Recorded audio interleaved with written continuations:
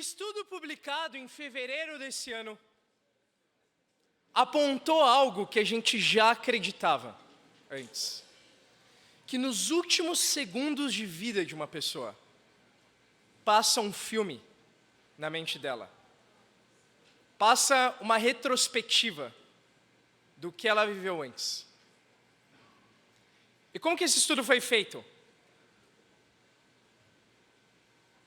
Pegaram um paciente de 87 anos que sofria de epilepsia e colocaram alguns eletrodos na cabeça dele para poder examinar a doença.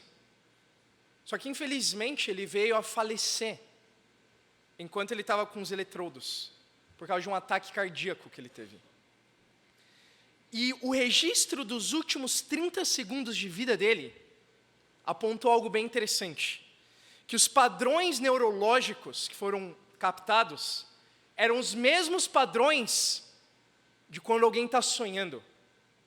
Ou o mesmo padrão de quando alguém recorda memórias.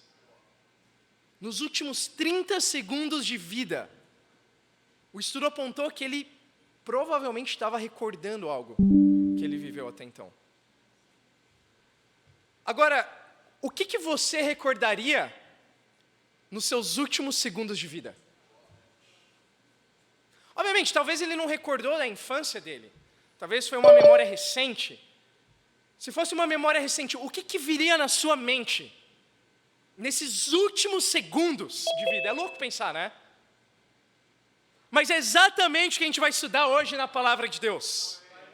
Hoje nós vamos recordar os últimos segundos da vida de Jesus. Nós estamos numa campanha na igreja que é intitulada Até o Último Segundo. E não é porque alguém vai morrer. Obviamente, todo mundo vai morrer um dia. Talvez o Manuel vai ser o mais breve de todos. É a lei da vida, irmãos. Chega uma idade que é difícil passar. Mas sim, estamos numa campanha para quê? Porque nós temos fé que nos últimos dias do ano, Deus vai salvar. Amém. Então é disso que nós estamos falando na nossa campanha. São pessoas morrendo sim, mas para si mesmas.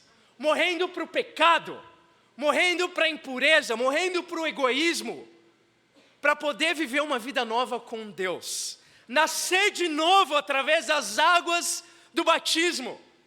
E o incrível do fim de ano é isso, que a gente tem muito para celebrar. Nós temos Natal, nós temos Ano Novo, muitos de nós gostamos de celebrar a ceia, a comida,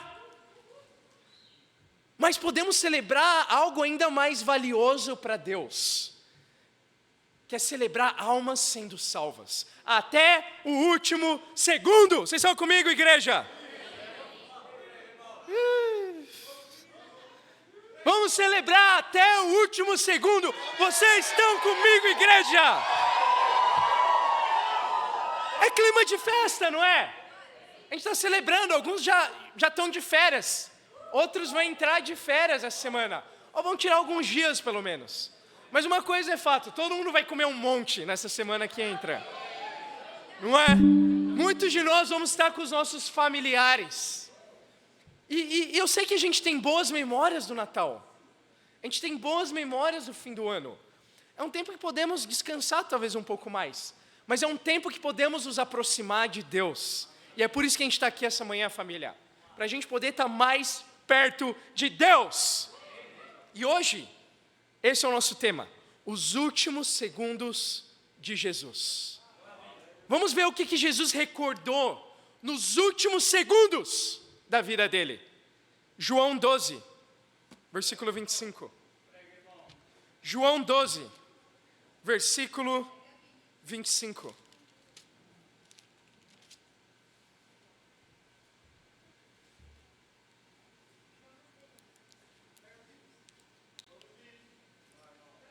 Vamos ler do 25 ao 29. João 19.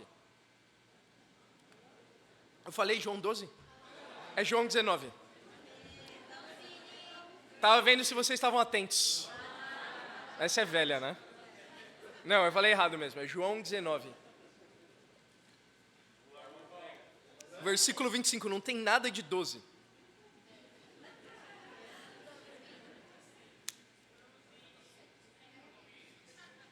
O que acontece quando a gente dorme pouco? Vem? Vamos lá. João 19, 25. A Bíblia fala: perto da cruz de Jesus estavam sua mãe, a irmã dela, Maria, mulher de Clopas, e Maria Madalena. Eu sei que Natal, para muitos de nós, é um tempo de celebração, de festa, de alegria, estar com a nossa família. Mas nem para todos. Para algumas pessoas, Natal é uma das épocas mais difíceis do ano. Nem sempre estar com a nossa família, claro, estar com a nossa família é bom e é importante. E temos que cuidar da nossa família. Mas, às vezes, estar com a nossa família remete a tempos difíceis. Imagina Jesus com a família dele aqui. Com a mãe dele, Maria. Enquanto ele estava na cruz. Forte essa cena.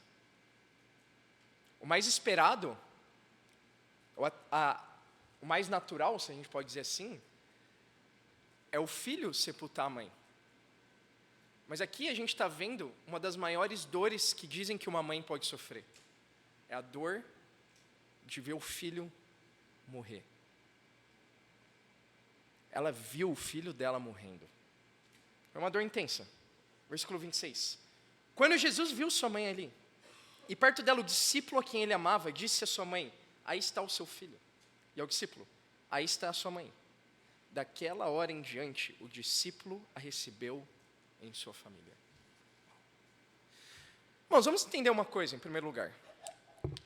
Quando a gente fala da cruz, muitas vezes a gente pode pintar uma cena um pouco romantizada demais. Alguns consideram a cruz como um dos 3 piores métodos de tortura que o ser humano já criou, em toda a história. Jesus estava literalmente pregado. Será que a gente consegue imaginar a dor que ele passou aqui? Ele está literalmente sustentado em uma madeira, pendurado pelas mãos dele, pelos pés, que estavam pregados. Jesus foi açoitado. Ele tinha espinhos na cabeça dele. A Bíblia diz que ele estava desfigurado. Isaías fala que ele mal parecia um ser humano. Irreconhecível. E a cruz era um método muito terrível de tortura, porque literalmente alguém podia ficar horas até morrer. Dias até. Era uma morte lenta e dolorosa. Essa foi a morte. Essa foi a dor que Jesus sentiu nos últimos segundos de vida dele. Não foi uma morte amena, uma morte tranquila, dormindo, uma morte, claro, nenhuma morte deve ser agradável, mas foi o pior. Foi a pior dor que ele sentiu. Mas o incrível de Jesus, para nos inspirar aqui hoje, a entender que os últimos segundos dele foram segundos preciosos, e ele não queria desperdiçar isso sentindo só a própria dor. Ele sentiu não só a dor dele, ele sentiu a dor dos outros. Esse é o nosso primeiro ponto de hoje. Até o último segundo, Jesus sentiu a dor dos outros. Ele estava na cruz, agonizando, morrendo nos últimos segundos. Mas ele conseguiu, como fala a Escritura que o Lucas Sena leu aqui no Bem-vindo. No Bem-vindo poderoso que ele e a Letícia deram, que nos inspirou essa manhã. Mas olha que profunda essa Escritura. A Bíblia diz que ele veio à terra. Ele não levou em consideração a própria dor dele. Não levou em consideração os interesses dele. Ele se esvaziou para poder servir a gente. Se humilhar e morrer. Não qualquer tipo de morte, mas uma morte de cruz.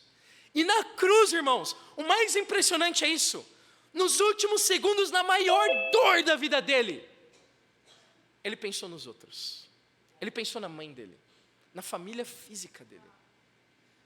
E muitas vezes, ainda quando nós nos tornamos discípulos, e começamos a sentir a nossa dor, a dor de Jesus, a dor de carregar a nossa cruz, a dor de lutar contra os nossos pecados, a dor de perseverar como a gente não perseverava no mundo, de ser puro quando antes a gente não era, de falar a verdade quando antes a gente não falava. Quando a gente começa a presenciar essas dores do cristianismo, muitas vezes nós esquecemos dos outros, inclusive da nossa família física.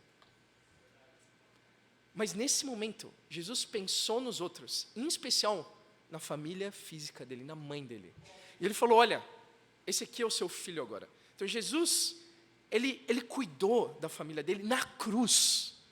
Qual tem sido a nossa desculpa para não cuidar da nossa família física? Às vezes usamos o reino como desculpa. Não, tem muitas reuniões, isso me impede de estar com a minha família. Às vezes nós damos essa desculpa, não é? Não, eu tenho muitos compromissos, muitas responsabilidades. Eu tenho que sair do trabalho, eu tenho que evangelizar. Não dá, eu tenho muitas coisas, por isso eu não estou conseguindo falar com a minha família. Olha, sendo sincero, eu já usei o reino como desculpa para tentar justificar a minha negligência com a minha família física.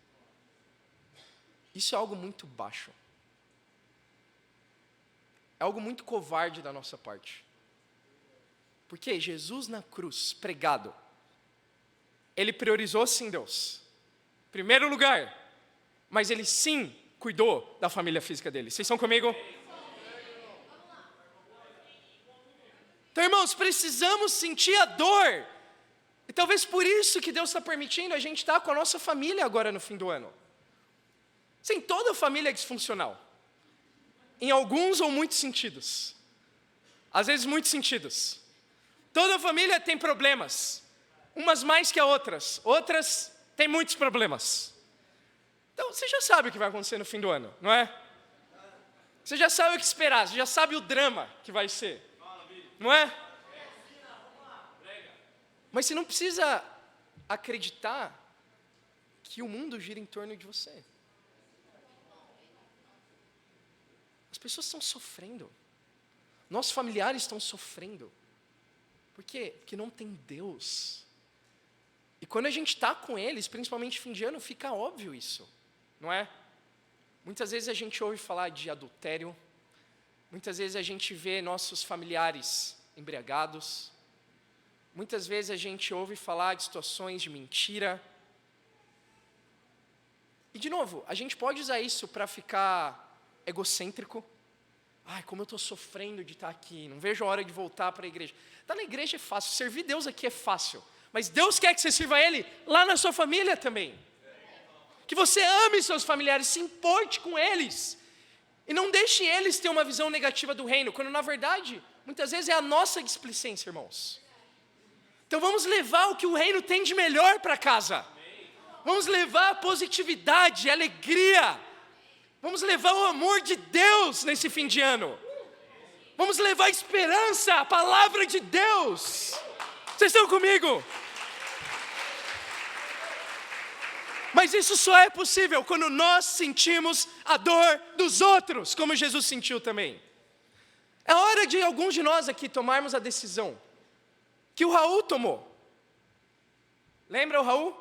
Um dos 7 missionários que veio, implantou a igreja aqui, liderou a igreja por 10 anos. Ele tomou a decisão de ligar para o pai dele todos os dias, para o pai e para a mãe dele. E olha o resultado disso, tanto o pai quanto a mãe dele foram batizados.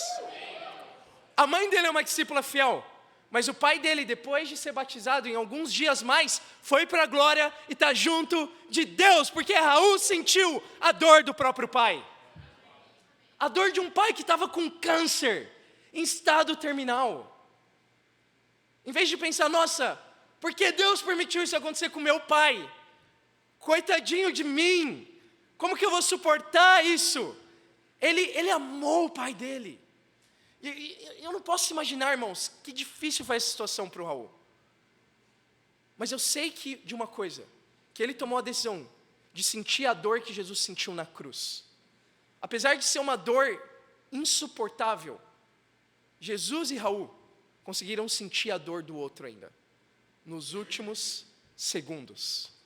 Jesus nos últimos segundos da vida dele, Raul nos últimos segundos da vida do pai. E olha que incrível o exemplo. Outro exemplo para mim, e eu queria levantar alguns irmãos aqui na igreja.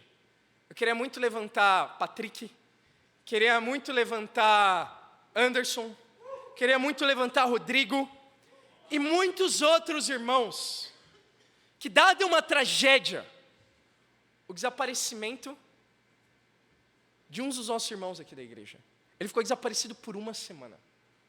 Esses irmãos sentiram a dor dele, a dor da família.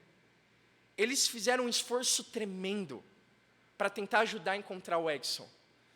E sim, nós falamos isso para a igreja orou, a igreja jejuou, nós divulgamos as redes sociais e Deus atendeu as orações, porque a igreja sentiu a dor de alguém que precisava. E a boa notícia é que semana passada o Edson foi encontrado. Isso é uma boa notícia.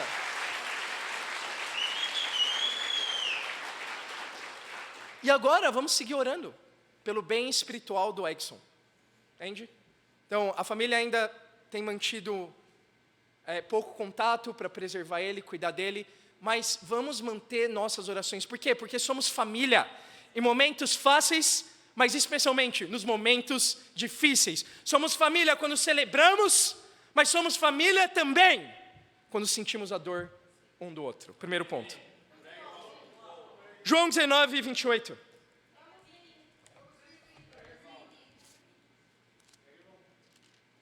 Mais tarde, sabendo então que tudo estava concluído, para que a Escritura se cumprisse, Jesus disse: tenho sede.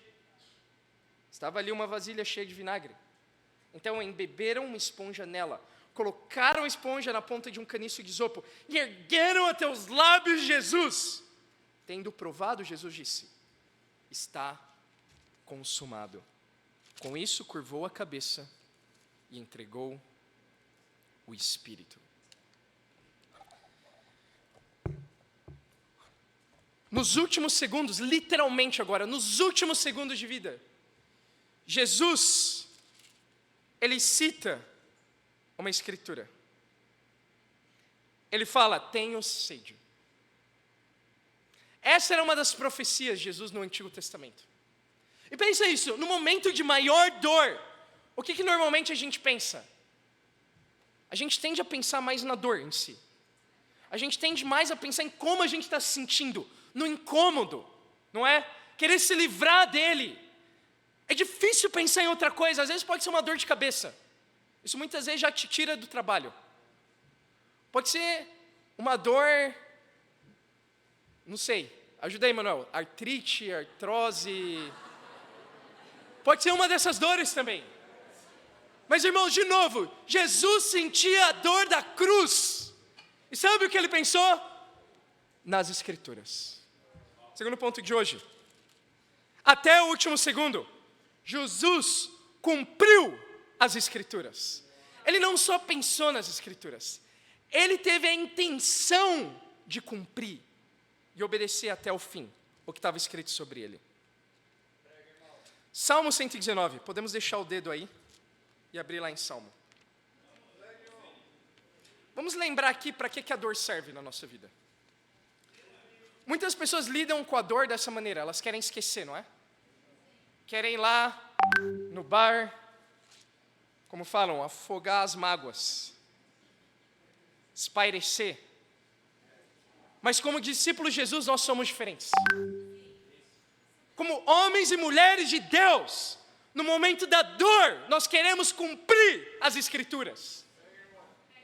Salmo 119, versículo 71. Olha o coração do salmista. E esse é um salmo incrível, Salmo 119. É o maior capítulo da Bíblia.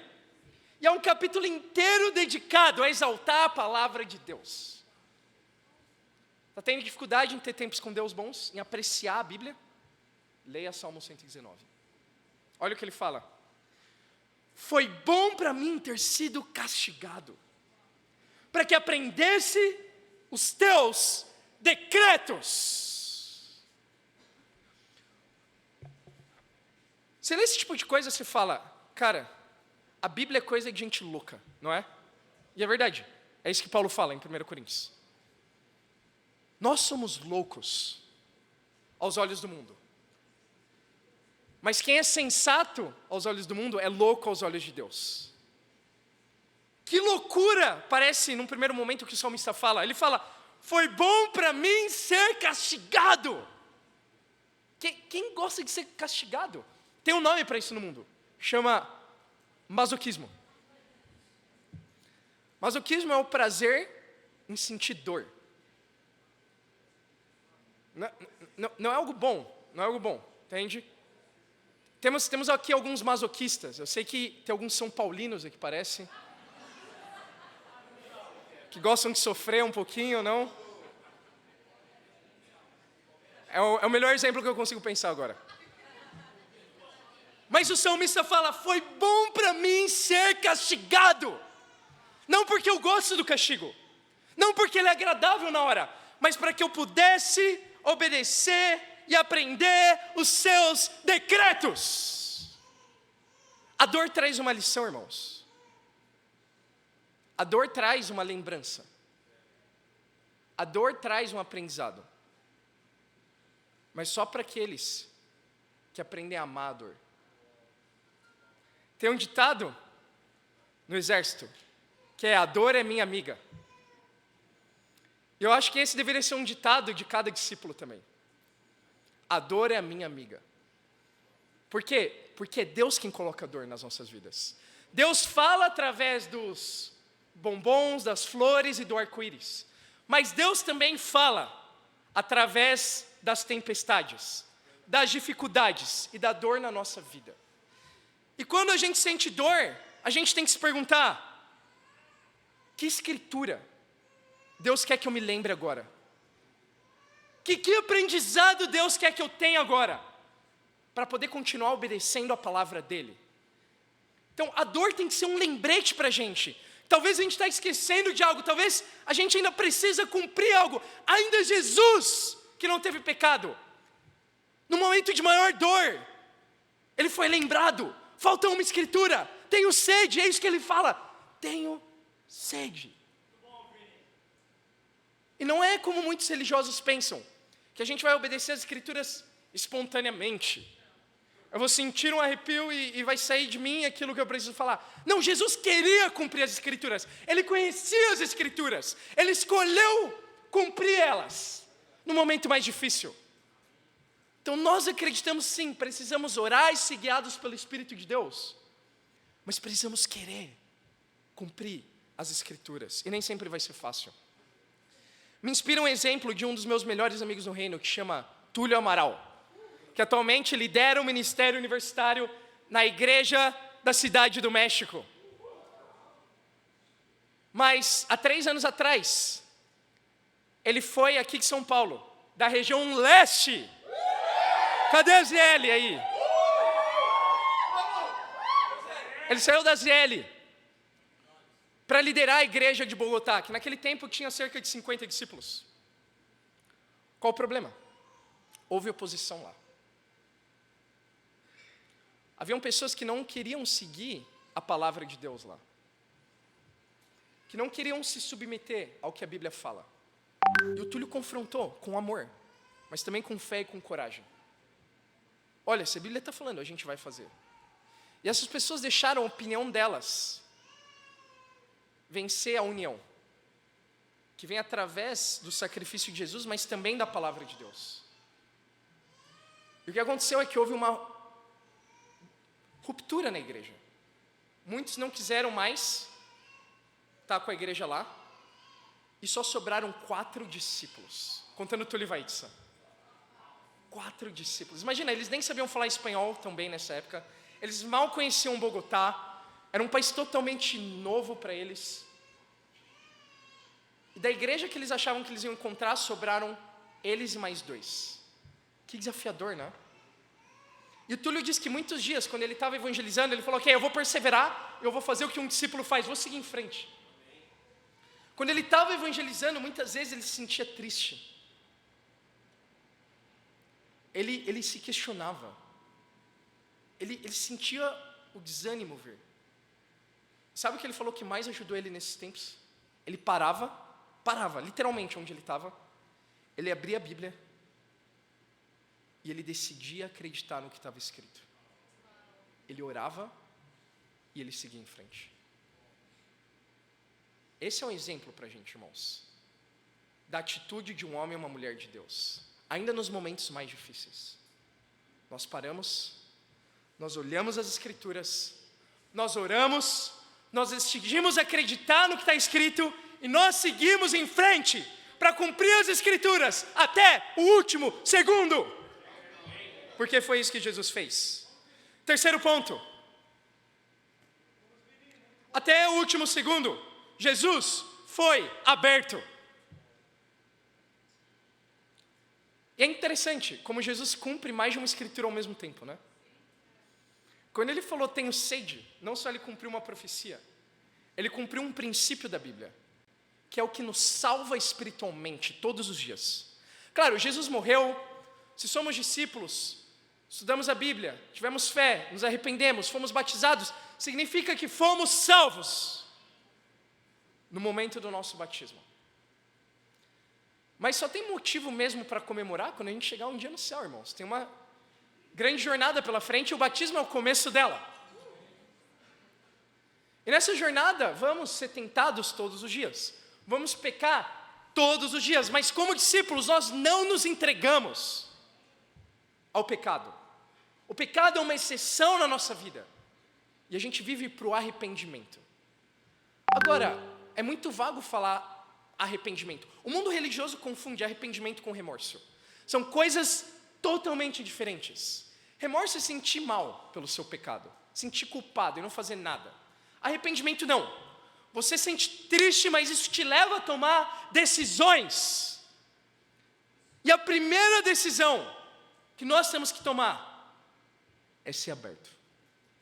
Somos abertos com Deus, somos abertos com os nossos irmãos e irmãs. Somos abertos. Por quê? Porque Jesus foi aberto. Jesus não só foi aberto na mente dele aqui. E esse é um pensamento religioso. Não, eu caí em pecado, eu vou falar com Deus, vou confessar com Deus, e aí eu vou mudar. E sabe o que acontece? Nada. Porque Deus não abençoa um coração orgulhoso, que acha que pode mudar sozinho, sem ter pessoas ao seu redor para ajudar. Deus atende nossas orações e nossos pedidos de ajuda colocando pessoas. E se você está nos visitando hoje, olha quantas pessoas aqui querem te ajudar no seu relacionamento com Deus. Entende? É só levantar a mão no final do convívio e falar, eu quero ajuda, eu quero estudar a Bíblia, eu quero ajuda para vencer os meus pecados. Seja aberto. Essa pode ser a decisão que vai te salvar, espiritualmente falando. E de fato é a decisão que nos salva diariamente. Tem muitas escrituras que falam disso. 1 João 1, por exemplo, fala que se confessamos nossos pecados, Jesus é fiel para nos perdoar e o sangue dele nos purifica. Provérbios 28:13 fala que quem confessa e abandona seus pecados, prospera. É isso que queremos, irmãos. E para isso precisamos ser abertos. Mas aí tem outra questão. Muitas vezes confundimos ser aberto com ser amargos. A raiz da palavra amargura é veneno. Injetar seu veneno em outras pessoas não tem nada a ver com ser aberto. Isso é o que uma víbora faz. Eu não acho que ela está sendo aberta por querer estar perto de Deus.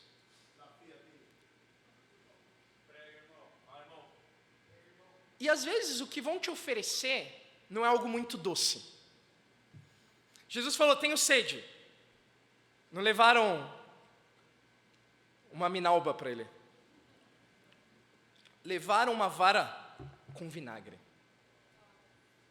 Então até o último segundo, a intenção do coração do homem, não só esses, mas nosso também, a intenção é causar dor em Deus. Deram vinagre para Jesus, deram algo amargo, um trago amargo. Mas olha isso, Isso é o que nos desafia como discípulos. Tomar o trago amargo, sem ficar amargo. Tomar o trago amargo, como Jesus, e permanecer doce por dentro. Esse é o desafio. Tome o trago amargo, não fique amargo. A vida vai te dar coisas amargas. Pessoas vão te dar coisas amargas. Vão ter situações amargas na sua vida. Mas não fique amargo por dentro. E mais, às vezes quando tentamos ser abertos, é isso que fazemos. Levamos esse trago para outros. Claro, ainda que seja assim, é melhor ser aberto. Amém? E alguém vai te ajudar a ver que você está sendo amargo, na verdade. Você está amargurado, você não está sendo aberto. Por via das dúvidas, seja aberto. Mas esse é o nosso desafio, irmãos. É ser aberto, não simplesmente com as nossas opiniões. Não simplesmente com as nossas amarguras. Sejamos abertos com o nosso pecado para buscar ajuda. Para querer ter um coração diferente. Claro, isso é o cenário ideal. Olha, eu estou vendo isso no meu coração. Eu quero falar e eu sei que eu preciso de ajuda. Me ajuda, ora por mim. Me mostra uma escritura. Podemos ser abertos com os nossos sentimentos ainda, para não ficarmos amargos. Olha, eu me senti triste. E eu não quero permanecer triste. Estar triste não é pecado. Permanecer triste, aí já é um pouco ruim. Podemos ser abertos. Olha, eu estou me sentindo sozinho. Mas eu sei que eu tenho um reino e eu não quero continuar sentindo assim. Então me ajuda a ter uma perspectiva. Olha, eu tive esse pensamento. Eu sei que foi um pensamento errado, mas me ajuda a mudar isso. Isso é ser aberto. Vamos ser abertos, esse tem que ser o nosso alvo. Sem reclamar, sem nos queixar e sem ficar amargos. Às vezes situações amargas na nossa vida servem para literalmente nos salvar. E a gente nem percebe isso. Meu pai compartilhou comigo essa semana sobre uma prima nossa, uma prima dele de 2º grau. Ela trabalhava num dos prédios da TAM e saía, o final do expediente dela era às 7 da noite. Teve um dia que aconteceu algo com ela muito difícil. No meio do expediente, ela teve uma dor de cabeça insuportável. Ela tomou remédio, mas não passava. E aí ela pediu para sair mais cedo nesse dia. E foi para casa. Sabe que dia foi esse? O dia do acidente no aeroporto de Congonhas. E que um avião se chocou exatamente no prédio que ela trabalhava. Exatamente no horário do expediente dela. E sabe onde ela estava? Em casa. Sabe por que Deus nos dá dor e tragos amargos? Muitas vezes para salvar a nossa vida. Fisicamente ou espiritualmente. Quem teve dor de cabeça essa semana? Sabe o quê? Talvez você foi salvo. E não sabe disso. Então, o que importa no final do dia, irmãos, e o que vai nos salvar espiritualmente de estarmos amargos, sabe o que é? Gratidão. As coisas boas de 2022 e as coisas ruins também. E mais, é mais importante sermos gratos pelas coisas ruins. É importante sermos gratos pelas coisas boas, mas ainda mais pelas coisas ruins.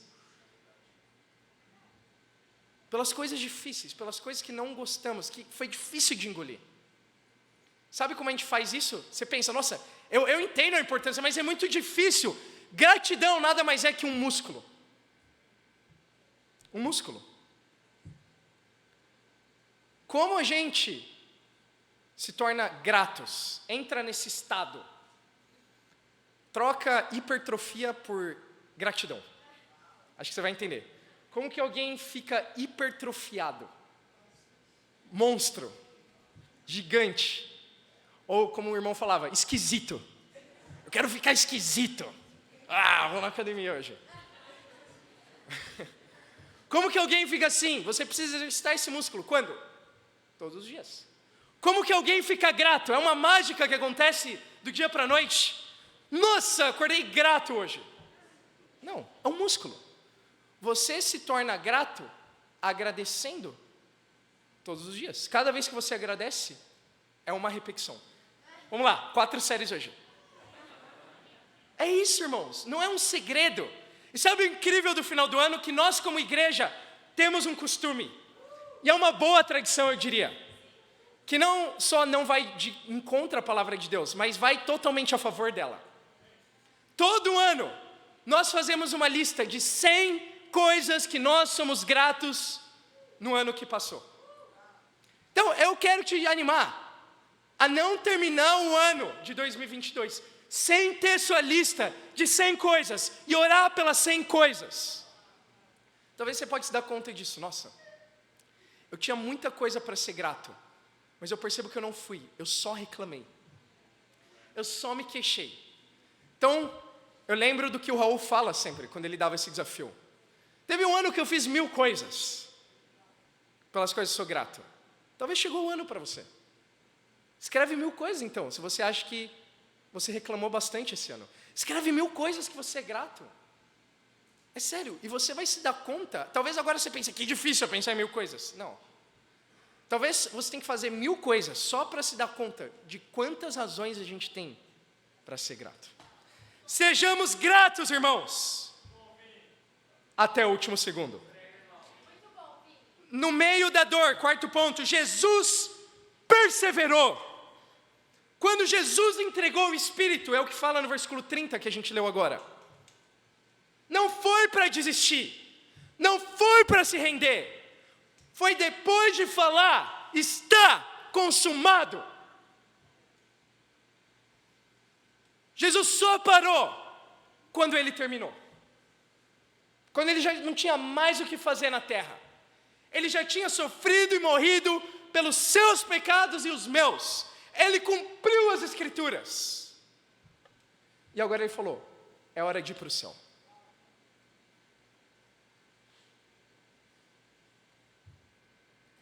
Algo que me impactou muito foi ver sobre a implantação de uma das igrejas do nosso antigo movimento, no ano de 1995, o ano que eu nasci. A igreja era Bagdá, no Iraque, onde o cristianismo é estritamente proibido. Você é morto se você é um cristão lá. Imagina, quem ia ter a coragem? E um discípulo chamado Samir se voluntariou. Ele falou, eu quero ir na missão e começar a igreja lá. Mas você não pode abrir uma igreja lá publicamente. E ele teve essa ideia, não, eu vou com 6 discípulos no total, inclusive a esposa e os filhos, e eu vou abrir um restaurante lá. E essa vai ser a ferramenta para evangelizar. Em 2 anos e meio, irmãos, esses 6 discípulos foram para 50 discípulos. Em 2 anos e meio. E nós sabemos que à medida que a igreja cresce, a perseguição também cresce. E Samir foi preso no Iraque. Não só ele. Um discípulo, que era um dos líderes lá na igreja também, chamado Nashar, também foi preso. E eles ficaram na prisão, onde eles apanharam, das formas mais grotescas possíveis, onde eles foram torturados. Em um desses dias, colocaram Samir no ônibus, para ser deslocado para outro local. E por sorte, por Deus, quem estava nesse ônibus? Nashar também. Eles tiveram 10 minutos juntos. Depois disso, Samir foi solto. Mas nesses 10 minutos, o Nashar olhou para ele e falou, eu tenho uma mensagem para a igreja, que eu queria que você passasse para os nossos irmãos. E a mensagem é, nunca desista. Nunca desista. Essas foram as últimas palavras que a gente soube do nosso irmão Nashar. E dias depois ele foi morto. Mas sabe qual é a boa notícia? Se assim como Jesus, e assim como Nashar, a gente persevera até o último segundo, um dia nós vamos ver nosso irmão Nashar no céu. E a gente vai poder falar para ele, a sua história me inspirou a perseverar e nunca desistir. Porque foi isso que Jesus fez, até o último segundo. E assim como Jesus, assim como Nashar, nós só vamos parar de pregar a palavra de Deus quando nós tivermos terminado. Quinto e último ponto, Lucas 23, 42.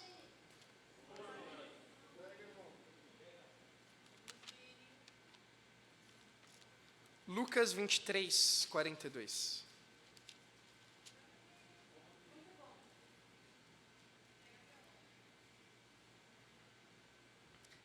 Então ele disse: Jesus, lembra-te de mim quando entrares no teu reino. Jesus lhe respondeu: eu lhe garanto, hoje você estará comigo no paraíso. Jesus foi crucificado ao lado de dois ladrões. Inicialmente os dois insultavam Jesus, mas um deles caiu em si e falou: Jesus, é justo que eu esteja aqui, mas você não fez nada. Por favor, lembra-te de mim quando entrares no seu reino. Jesus fala para ele o que todos nós queremos ouvir nos nossos últimos segundos: ainda hoje estarei com você no paraíso. É isso que vem depois dos nossos últimos segundos, como discípulos. Ainda hoje estaremos com Deus no paraíso. Quinto e último ponto. Até o último segundo, Jesus salvou. É por isso que nós fazemos campanhas como a que a gente está fazendo, irmãos. Até o último segundo. Mas de verdade, eu não sei quantos de nós aqui temos levado tão a sério a salvação das almas. Senão teríamos talvez vendo mais salvação no fim do ano. Ainda mais durante uma campanha como essa. Literalmente, no último segundo, Jesus só pensava em salvar mais um. E Ele salvou. Esse é o anseio dele agora. Talvez a gente está pensando mais nos presentes. Talvez a gente está pensando mais na viagem. Talvez a gente está pensando mais no 13º. Mas quem é o homem, quem é a mulher de Deus que pensa em salvar alguém até o final desse ano? Que pensa, o meu maior desejo é dia 31 de dezembro, batizar alguém, entrar nas águas e ver alguém ser salvo para estar no céu um dia com Jesus, no meio da dor, no meio das dificuldades ainda. Esse é o meu maior anseio. Pensar que sim, é difícil para mim, mas o mundo está perdido e vai para o inferno. Isso é um problema de verdade. Não as minhas dívidas, ainda que a gente tem que resolver isso também. Não os meus problemas financeiros, não os meus problemas de saúde, ainda que tem que resolver isso também. Mas é a perdição do mundo. Eu nunca esqueço esse exemplo de uma irmã incrível do ABCD, que chama Bruna Mariana. Teve um momento de grande dor na vida dela. Quando ela sofreu um acidente, ela foi atropelada.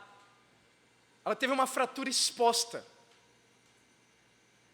E teve que operar e ficar vários dias com o pé imobilizado. E você pensa, ok, isso é o que pode parar um discípulo de salvar, né? Não. Não.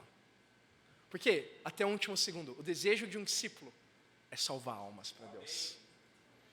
E ela ficou um tempão com a bota. Mas isso não impediu ela de se deslocar da região oeste de São Paulo até o ABCD. Só para estudar a Bíblia com a mãe do Jax, do Juscelino, a dona Geralda. E sim, ela estava prestes a retirar a imobilização já do pé. Mas justamente nesse período final, foi que a dona Geralda foi batizada.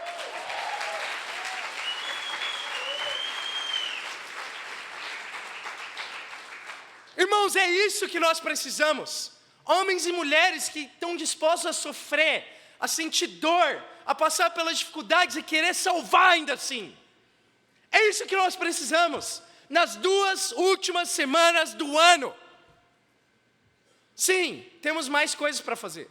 Sim, é corrido. Sim, temos que nos desdobrar. Sim, temos que sacrificar. Mas na verdade a gente não tem que fazer nada, a gente quer. É um privilégio, é uma alegria. Entrar nas águas do batismo é sem dúvida onde o Espírito Santo quer nos guiar, já que esse é o ano do Espírito. Então, irmãos, não só Deus quer salvar o ABCD, Deus quer salvar em toda São Paulo. Deus não só quer salvar na primeira metade do ano. Não, Deus não só quer salvar nos 90%, 95% iniciais do ano. Deus quer salvar ainda no final do ano. Deus quer salvar em todo momento, ainda no último segundo. É assim que nós queremos ser usados por Deus com as nossas vidas. E em conclusão, imagina que seja verdade. E a gente vai poder descobrir isso. Que nos últimos segundos de vida, passa um filme. Qual filme você vai querer que passe? Sabe, igual quando a gente vai no avião, você escolhe um catálogo. Qual vai ser o nosso filme? Vai ser um drama? Vai ser uma comédia? Vai ser uma piada? Mas olha isso que inspirador. Se nós sentirmos a dor dos outros, se nós cumprirmos a Escritura, se nós formos abertos, se nós perseveramos, e se nós abraçamos a missão e abraçamos a campanha que nós temos, de querer ser usados por Deus e salvar, sabe qual filme vai passar? O filme da cruz. O filme de Jesus. Os últimos segundos de Jesus podem ser os meus e os seus também. E para Deus seja glória. Amém.